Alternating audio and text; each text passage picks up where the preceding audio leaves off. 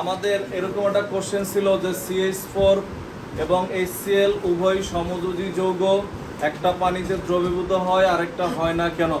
তো এটার অ্যান্সার আমরা সবাই বুঝছি, বাট আমরা লিখবো কিভাবে? লেখাটা হচ্ছে, তুমি তখন প্রথমে এরকম লিখবা যে CH4 এর ক্ষেত্রে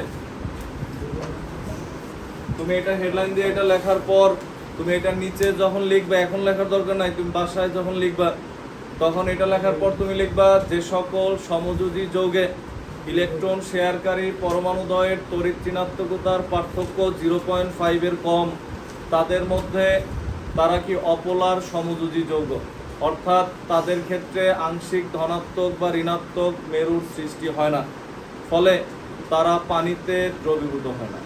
এরপর লিখবা হচ্ছে একটু লেখার পর CH4 এর, এরপর হচ্ছে এরকম লিখবা CH4 এর মধ্যে বিদ্যমান কার্বন এবং হাইড্রোজেনের তড়িৎ ঋণাত্মকতার মান যথাক্রমে 2.5 এবং 2.1, যাদের পার্থক্য 0.4, যা 0.5 অপেক্ষা কম হওয়ায় এদের মধ্যে কি হয় না, প্লাস মাইনাস প্রান্ত সৃষ্টি হয় না, তাই এরা পানিতে অদ্রবণ। এটা গেল CH4 এর ক্ষেত্রে। এরপর তুমি লিখবা HCl এর ক্ষেত্রে।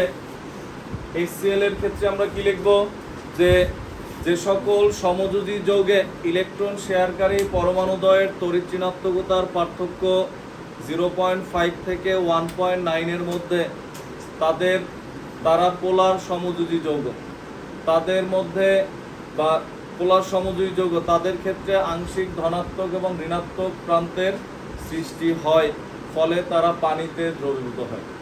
এবার আমরা লিখবো HCl এর, মানে প্রথমে সাধারণটা লেখা, দেন আমরা লিখবো দেখো HCl এ হাইড্রোজেন এবং ক্লোরিনের তড়িৎ ঋণাত্মকতার মান 2.1 এবং 3, এদের পার্থক্য 0.9, বুঝছি আমরা?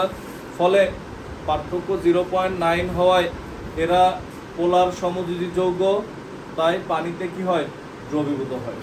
লাস্টে ফিনিশিংয়ে লিখবো যে অতএব উপরোক্ত আলোচনা থেকে দেখা যায় HCl এবং CH4 উভয়ই সমযোজী যৌগ হলেও তড়িৎ ঋণাত্মকতার মানের ভিন্নতার জন্য HCl পানিতে দ্রবীভূত হয় কিন্তু CH4 দ্রবীভূত হয় না।